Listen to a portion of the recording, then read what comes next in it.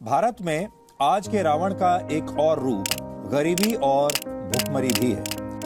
Global hunger index के मुताबिक भारत भुखमरी के मामले में दुनिया के 116 देशों में 101वें नंबर पर है। और उसी में भूखों की वजह से मेरा बच्चा खत्म हो गया 4 महीने का होके। घर में बनाना था कुछ भी नहीं।